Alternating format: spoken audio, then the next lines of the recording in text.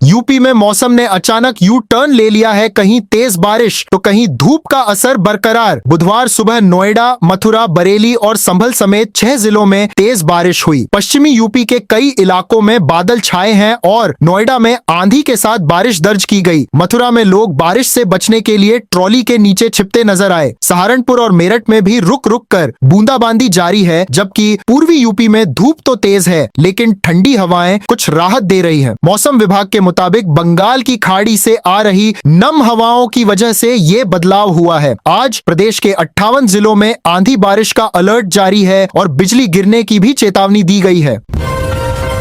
काशी में आज दिखा शक्ति और श्रद्धा का संगम। प्रधानमंत्री का भव्य रोड शो चर्चा में। बुधवार को नरेंद्र मोदी ने काशी में 14 किलोमीटर लंबा रोड शो किया। BLW गेस्ट हाउस से निकलकर वे काशी विश्वनाथ टेम्पल पहुंचे, जहां गेट पर 108 बटुकों ने शंखनाद के साथ उनका स्वागत किया। रोड शो के दौरान भाजपा कार्यकर्ता ढोल नगाड़ों पर झूमते नजर आए। जगह जगह फूलों की बारिश हुई और PM ने हाथ हिलाकर लोगों का अभिवादन किया। इसके बाद उन्होंने बाबा विश्वनाथ का दर्शन पूजन किया। इसके बाद PM सड़क मार्ग से एयरपोर्ट जाएंगे और CM योगी के साथ हरदोई पहुंचेंगे, जहां 594 किलोमीटर लंबे गंगा एक्सप्रेसवे का उद्घाटन करेंगे, जो मेरठ को प्रयागराज से जोड़ेगा। आस्था, विकास और राजनीतिक काशी से निकला ये संदेश अब पूरे देश की नजर में है। गाजियाबाद में सुबह सुबह 15 मंजिला इमारत आग की लपटों में घिर गई। पूरे इलाके में हड़कंप। बुधवार सुबह करीब 8 बजे गाजियाबाद के इंदिरापुरम इलाके की गौर ग्रीन एवेन्यू सोसाइटी के टावर D में 9वें फ्लोर पर आग लगी। देखते ही देखते आग 7 से 8 मंजिलों तक फैल गई और धुएं का गुब्बार कई किलोमीटर दूर से नजर आने लगा। फ्लैट में मौजूद लोगों ने किसी तरह सीढ़ियों से भागकर अपनी जान बचाई। सोसाइटी में अफरा तफरी मच गई। कई लोगों को धुएं की वजह से सांस लेने में दिक्कत हुई और उन्हें अस्पताल ले जाया गया। महिलाएं अपना घर जलता देख रोती नजर आईं। मौके पर फायर ब्रिगेड की गाड़ियां पहुंची और हाइड्रोलिक क्रेन की मदद से आग पर काबू पाने की कोशिश जारी है। आसपास की इमारतों को खाली करा लिया गया है और लोगों को सुरक्षित स्थानों पर भेजा गया है। फिलहाल आग लगने की वजह साफ नहीं है, लेकिन इस घटना ने एक बार फिर हाई राइज बिल्डिंग्स की सुरक्षा पर सवाल खड़े कर दिए हैं। लखनऊ में राजनीति से ऊपर इंसानियत की तस्वीर। अखिलेश यादव का अचानक अस्पताल दौरा चर्चा में। मंगलवार को अखिलेश यादव अचानक मेडंता हॉस्पिटल पहुंचे और वहां भर्ती भाजपा विधायक अनुपमा जायसवाल का हाल जाना। उन्होंने हाथ जोड़कर नमस्कार किया और डॉक्टरों से इलाज की जानकारी ली। दरअसल 25 अप्रैल को बहराइच में नारी वंदन अधिनियम के विरोध के दौरान पुतला दहन करते वक्त अनुपमा जायसवाल झुलस गई थी। इसके बाद उन्हें लखनऊ लाकर अस्पताल में भर्ती कराया गया। अखिलेश के बाद OP राजभर, केशव प्रसाद मौर्य, ब्रजेश पाठक समेत कई नेताओं ने भी अस्पताल पहुंचकर उनका हाल जाना।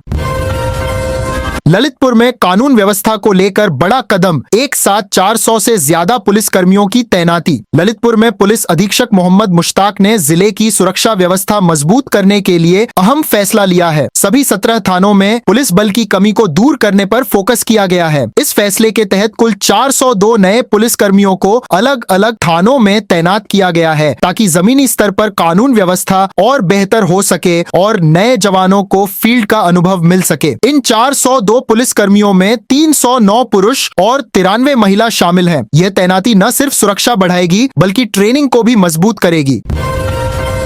गोरखपुर में शादी के सिर्फ तीसरे दिन एक चौंकाने वाली घटना। नव विवाहित युवक ने कर ली खुदकुशी। गोरखपुर के शाहपुर थाना क्षेत्र में रहने वाले रुद्रनाथ जायसवाल की 25 अप्रैल को ही शादी हुई थी। 26 अप्रैल को दुल्हन घर आई और सब कुछ सामान्य लग रहा था। बताया जा रहा है कि देर रात युवक ने जहरीला पदार्थ खा लिया और छत पर टहलने लगा। मां के पूछने पर उसने खुद कहा, मैंने जहर खा लिया है, मुझे बचा लो। परिजन तुरंत अस्पताल लेकर पहुंचे, लेकिन इलाज के दौरान उसकी मौत हो गई। घटना के पीछे की वजह अभी साफ नहीं है। 3 दिन पहले जहां शादी की खुशियां थीं, वहीं अब पूरे परिवार में सन्नाटा है। बरेली में पकड़ी गई फर्जी IAS सपना अधूरा रहा तो बना डाली नकली पहचान। बरेली की डॉक्टर विप्रा शर्मा ने प्रयागराज में करीब 5 साल तक UPSSC की तैयारी की, लेकिन सफलता नहीं मिली। अफसर बनने की चाह यहीं खत्म नहीं हुई। विप्रा ने खुद को IAS अफसर बताना शुरू किया, काली कार पर नीली बत्ती लगवाई और उत्तर प्रदेश सरकार वेस्ट DM लिखवाकर रौब जमाने लगी। अलग अलग गाड़ियां बदलकर वह लोगों को सरकारी नौकरी दिलाने का झांसा देती रही। इस ठगी सगी के नेटवर्क में उसने अपनी सगी और ममेरी बहन को भी शामिल कर लिया। कई लोगों से पैसे लेकर नौकरी का वादा किया गया।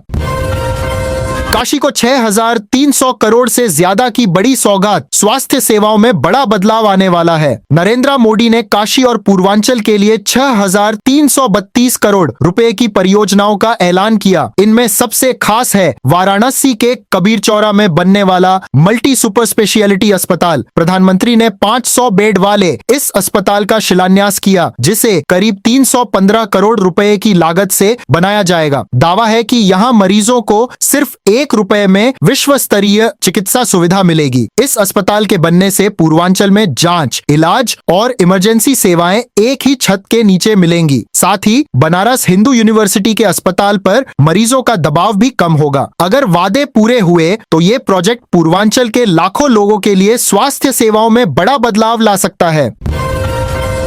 चित्रकूट में अवैध खनन पर बड़ा वार छापेमारी में जेसीबी सीज, माफियाओं में हड़कंप। चित्रकूट के पहाड़ी थाना क्षेत्र के अशोक गांव में लंबे समय से अवैध खनन की शिकायतें मिल रही थीं। इन्हें गंभीरता से लेते हुए सदर एसडीएम अजय यादव ने कार्रवाई का फैसला किया। एसडीएम अजय यादव ने पुलिस बल के साथ अचानक छापा मारा। मौके पर अफरा तफरी मच गई और जांच के दौरान अवैध खनन में लगी एक जेसीबी मशीन पकड़ी गई। जांच में मशीन से जुड़े कोई वैध दस्तावेज नहीं मिले, जिसके बाद जेसीबी को तुरंत सीज कर दिया गया। प्रशासन ने साफ कहा है कि जिले में अवैध खनन बिल्कुल बर्दाश्त नहीं किया जाएगा।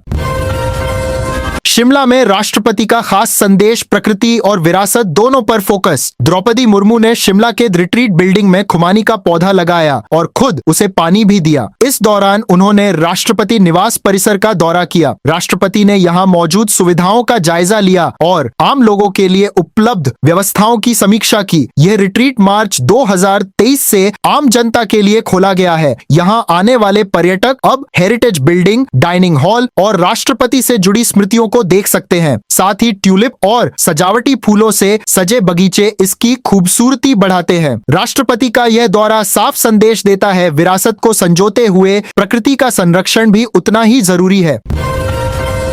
पश्चिम बंगाल में वोटिंग के बीच तनाव लाइनम लंबी लेकिन माहौल गर्म। वेस्ट बंगाल में दूसरे चरण की 142 सीटों पर मतदान जारी है। सुबह 11 बजे तक करीब 39% वोटिंग दर्ज हुई। सुबह 5 बजे से ही लोग बूथों पर पहुंचने लगे, जहां महिलाओं की लंबी कतारें देखने को मिली। साउथ 24 परगना में बीजेपी उम्मीदवार विकास सरदार ने टीएमसी कार्यकर्ताओं पर उनकी गाड़ी तोड़ने और सुरक्षाकर्मी की बंदूक छीनने की कोशिश का आरोप लगाया। नादिया और हुगली में भी अलग अलग जगहों पर झड़प और मारपीट की खबरें सामने आई हैं। हावड़ा के बाली में ईवीएम गड़बड़ी को लेकर हंगामा हुआ, जहां सीआरपीएफ ने 2 लोगों को हिरासत में लिया। कई इलाकों में बूथों पर सुरक्षा बढ़ा दी गई है। फिलहाल मतदान जारी है, लेकिन इन घटनाओं ने चुनावी माहौल को और ज्यादा संवेदनशील बना दिया है।